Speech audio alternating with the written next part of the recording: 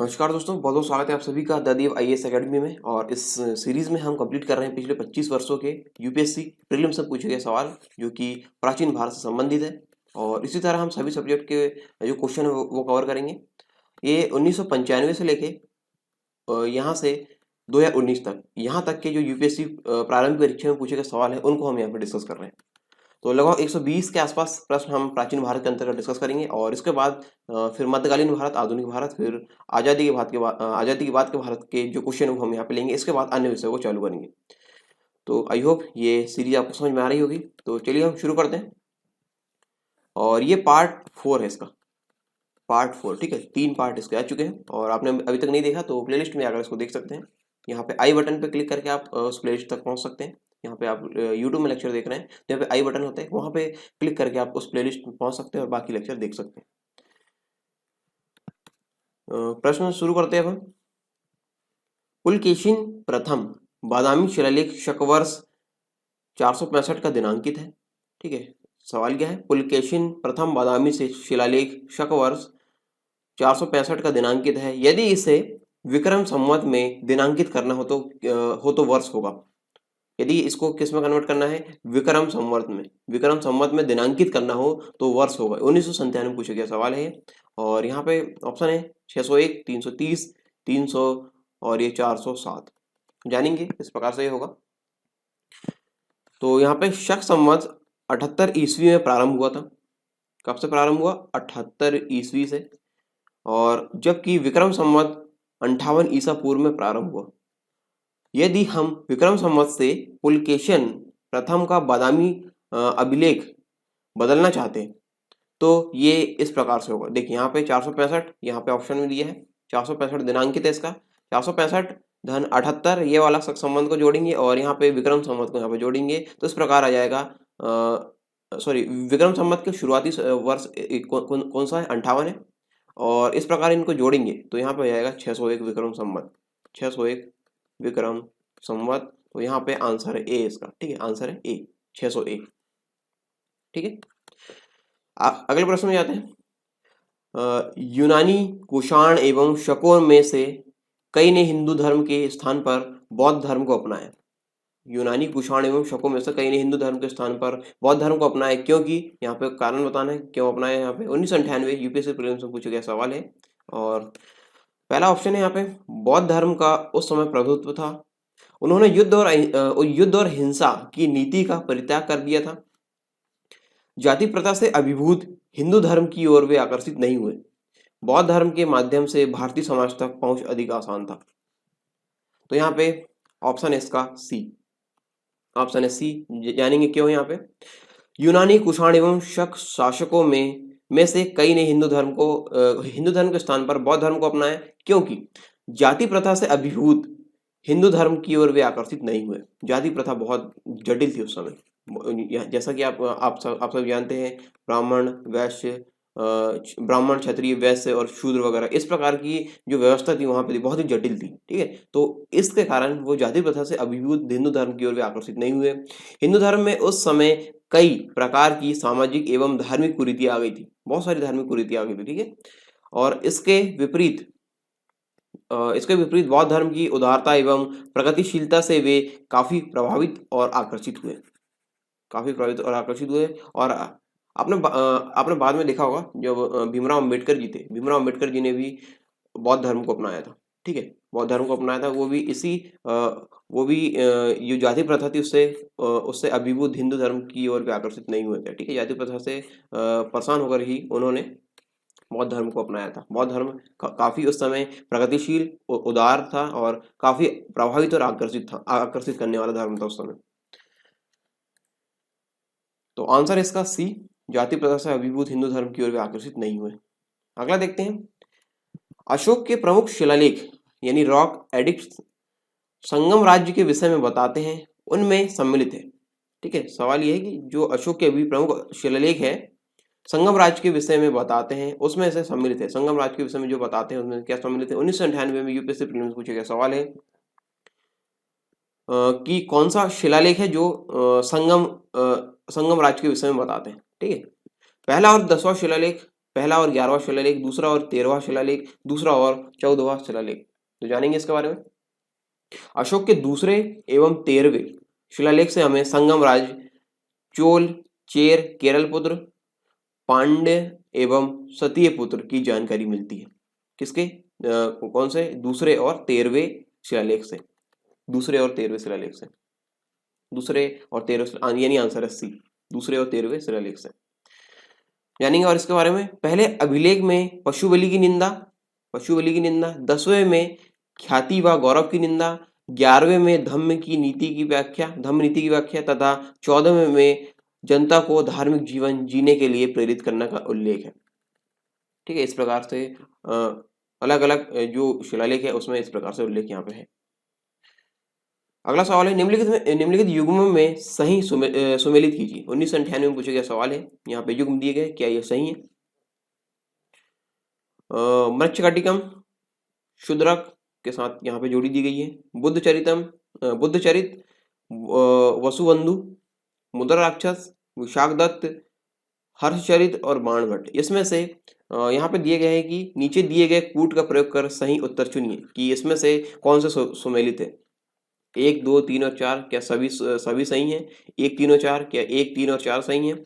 1 और 4 और 2 और 3। ठीक है, ये इनमें से कौन सा सही है? इसका आंसर है बी। मृच्छकटिकम के रचयिता शूद्रक, मुद्राराक्षस के रचयिता विशाखदत्त, हर्षचरित के रचयिता बाणभट्ट थे। ठीक है, इस प्रकार यहाँ पे हम देखते हैं जो बी वाला ऑप्शन है, ये वाला। ठीक है, ये बी वाला ऑप्शन, ये 1, 3 और 4, 1, 3 और 4। तो इस प्रकार से ये सही सुमेलित है 1, 3 और 4। यहाँ पे दूसरा वाला सुमेलित नहीं है। ठीक है, यहाँ पे जानेंगे कैसे। बुद्धचरित नामक ग्रंथ की रचना अश्व घोष ने की थी। बुद्धचरित नामक ग्रंथ की रचना किसने की थी? अश्व घोष ने। यहाँ पे वसुबंधु यहाँ पे दिए गए, जो कि गलत है। यहाँ पे अश्व घोष ने की थी। ठीक है, इसलिए आंसर इसका बी। अगला सवाल यहाँ पे, भारत में निम्नलिखित के आने का सही कालानुक्रम क्या है? ठीक है, भारत में कौन सी चीज आई है, मतलब ये सारी चीज आई है यहाँ पे, और कौन सी पहले आई, कौन सी बाद में आई, यहाँ पे कालानुक्रम पूछेगा। ठीक है, 1998 में यूपीएससी प्रीलिम्स पूछे गए सवाल है। सोने के सिक्के, आहत मुद्रा, चांदी के सिक्के, लोहे के हल और नगर संस्कृति। ठीक है, तो यहाँ पे हम देखते हैं 3, 4, 1 और 2 इस प्रकार कूट दिए गए यहाँ पे। 4, 3, 1, 1, 2, 3, 4, 2, 1 और 4, 3, 2, 1। ठीक है, तो इस प्रकार इसका आंसर हम देखते हैं डी। आंसर है इसका डी। ठीक है, डी वाला आंसर है। क्यों है यहाँ जानेंगे। निम्नलिखित का भारत में आने का सही कालानुक्रम इस प्रकार है। नगर संस्कृति आई पहले, लोहे का हल आया, आहत मुद्रा आई, फिर सोने के सिक्के आए। ठीक है, तो इस प्रकार ये पहले ही आया 4, 3, 2, 1। तो आंसर है डी। ठीक है, आंसर है डी। यहाँ पर देख लेते हैं किस युग में आए ये। नगर संस्कृति आई हड़प्पा युग में आई है। ठीक है, लोहे का हल आया उत्तर वैदिक युग में, आहत मुद्रा चांदी के सिक्के बुद्ध युग में आए हैं, और सोने के सिक्के आए हैं मौर्योत्तर युग में। ठीक है, तो इस प्रकार ये चीजें जो आई है किस युग में आई ये भी यहाँ पे बताया गया। ठीक, तो 35 से क्वेश्चन का आंसर है यहाँ पे डी। अगला प्रश्न यहाँ पे, इस प्रश्न में 2 वक्तव्य है। एक को कथन ए तथा दूसरे को कारण आर कहा गया। ठीक है, एक को कथन ए कहा गया, दूसरे को कारण कहा गया, यानी ए और आर यहाँ पे कहा गया है। कथन को बोलेंगे ए और कारण को बोलेंगे आर, रीजन। इन दोनों वक्तव्यों का सावधानी पूर्वक परीक्षण कर इन प्रश्नों का उत्तर नीचे दिए हुए कूट की सहायता से चुनिए। ठीक है, यहाँ पे ये कथन दिए गए, उसका कारण दिए गए। यहाँ पे बताना है कि कौन सा सही है कौन सा गलत। देखेंगे हम कथन पहले देख लेते हैं। अशोक के राजादेशों के अनुसार धार्मिक निष्ठा की अपेक्षा जनता के मध्य सामाजिक समरसता अधिक महत्वपूर्ण थी। ये कथन दिया गया। ठीक है, ये कथन है। इसका कारण क्या दिए गए है? उसने धर्म संवर्धन के स्थान पर समदृष्टि के विचारों का प्रसार किया। तो क्या ये कथन जो दिए गए है उसका कारण ये है, ये हमको यहाँ पे देखना है। ठीक है, तो यहाँ पे कूट दिए गए हैं। पहला देखते हैं ए और आर दोनों सही हैं। ए जो आर है ए का सही स्पष्टीकरण है, यानी ये दोनों जो कथन है वो सही है, मतलब एक कथन है उसका कारण भी दोनों सही है। ए और आर यानी कथन और कारण दोनों सही है, परंतु आर जो है ए का सही स्पष्टीकरण नहीं है। तीसरा है ए सही है परंतु आर गलत है, ए गलत है परंतु आर सही है। तो जानेंगे सही क्या है इसका। ठीक है, तो आंसर है इसका ए। अशोक के अभिलेख लोगों के बीच सामाजिक सामंजस्य पर बल देते थे या बल देते हैं, जिसने समानता व निष्पक्षता का संदेश दिया, धर्म के प्रोत्साहन का नहीं। ठीक है, समानता और निष्पक्षता का संदेश दिया, धर्म के प्रोत्साहन का नहीं। तो यहाँ पे इसका आंसर है ए। ठीक है, तो ये जो कथन है इसका कारण ये वाला ये सही है। ठीक है, जो कथन दिएगा उसका कारण सही है, यानी आंसर है इसका ए। ठीक है, अगले सवाल पे चलते हैं। अब हम निम्नलिखित युग्मों में कौन से सही सुमेलित है। यहाँ पे ये युग्म दिए गए हैं, इस एक के सामने क्या ये सही है, ये हमको बताना है। ठीक है, लोथल लोथल का संबंध यहाँ पर ये प्राचीन गोदी क्षेत्र से 1998 में पूछा गया सवाल है ये। सारनाथ का संबंध यहाँ पर दिया गया है बुद्ध का प्रथम धर्मोपदेश। राजगीर का संबंध यहाँ पर दिया गया है अशोक का सिंह स्तंभ शीर्ष। नालंदा का संबंध यहाँ पे दिया गया है बौद्ध अधिगम का महान पीठ। ठीक है, तो 1 2 3 4 यहाँ पे क्या चारों सही हैं, तीनों चार सही हैं, 1 2 और 4 सही हैं, या 1 और 2 सही हैं, जानेंगे इसके बारे में। तो निम्नलिखित का सही सुमेलन इस प्रकार से हम यहाँ पे देखते हैं। प्राचीन गोदी क्षेत्र यहाँ पे लोथल संबंधित है।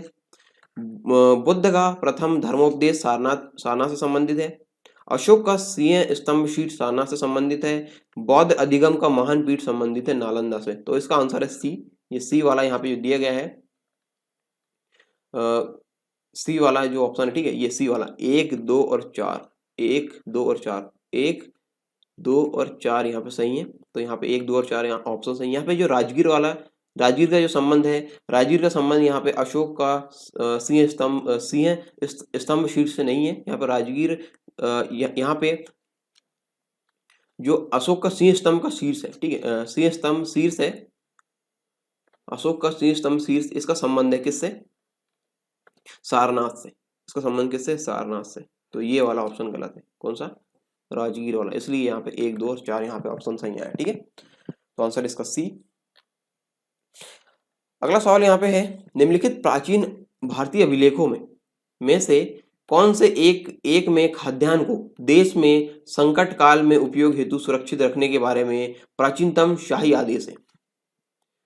पहला है सोहगोरा ताम्रपत्र, अशोक का रुम्मीनदेही स्तंभ लेख, प्रयाग प्रशस्ति, चंद्र का मेहरौली स्तंभ शिलालेख।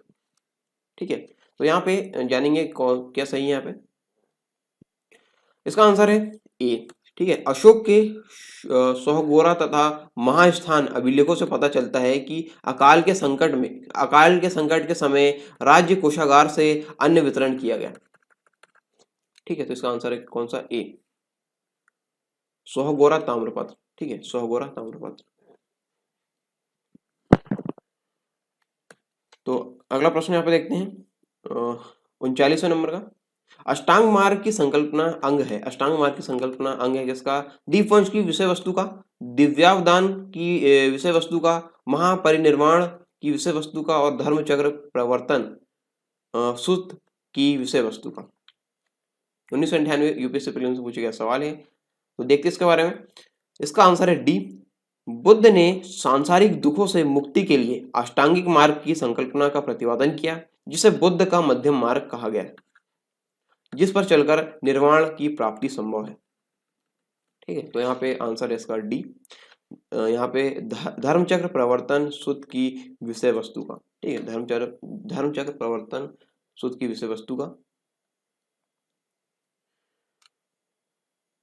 अगला सवाल है मानचित्र से संबंधित है। ये दिए गए मानचित्र संबंधित है, किससे संबंधित है यहाँ पे बताना है। कनिष्क, यहाँ पे ये जो दिए गए इतना, ये लाइन जो बना हुआ इतना एरिया बताना है। कनिष्क से उसकी मृत्यु के समय, समुद्रगुप्त से उसके दक्षिण भारत अभियान के उपरांत, अशोक से उसके शासनकाल के अंतिम समय, हर्ष के राज्यारोहण के अवसर पर, थानेश्वर के साम्राज्य से। तो यहाँ पे जानेंगे इसका सही आंसर क्या है। दिए गए नेक्स्ट अशोक के शासन के अंतिम समय से संबंधित है। अशोक के शासन के अंतिम समय से संबंधित है। और अशोक महान 304 से 232 ईसा पूर्व मौर्य राजवंश का भारतीय राजा था। उसने लगभग संपूर्ण भारतीय उपमहाद्वीप पर 269 से 232 ईसा पूर्व तक शासन किया। उसका शासन विस्तार वर्तमान में पाकिस्तान तक, पश्चिम में अफगानिस्तान तक, वर्तमान बांग्लादेश तक तथा पूर्व में भारतीय राज्य आसाम तथा दक्षिण में केरल तथा आंध्र तक था। तो इसका आंसर है, इस जो मानचित्र वाला प्रश्न है उसका आंसर है सी। ठीक है, तो अशोक से उसके शासनकाल के अंतिम समय तक का ये यहाँ पे दिया गया है। ठीक है, ये जो मानचित्र है वो। तो ये 10 प्रश्न यहाँ पे समाप्त होते हैं। ठीक है, जैसा कि सीरीज में हम 10 प्रश्न ले रहे हैं, तो ये इस सीरीज का ये 10 प्रश्न यहाँ पे समाप्त होते हैं। आई होप आपको पसंद आया होगा, और पसंद आए तो आप प्लेलिस्ट में जो पहले लेक्चर डाले हुए हैं उनको भी आप जाकर देखिए। ठीक है, इस प्रकार हम 120 प्रश्न हम बहुत जल्द कंप्लीट करने वाले हैं प्राचीन भारत के। उसके बाद हम दूसरे विषयों पर आएंगे। ठीक है, तो यहाँ पे ये लेक्चर समाप्त होता है। मिलेंगे नेक्स्ट लेक्चर में, तब तक के लिए जय हिंद।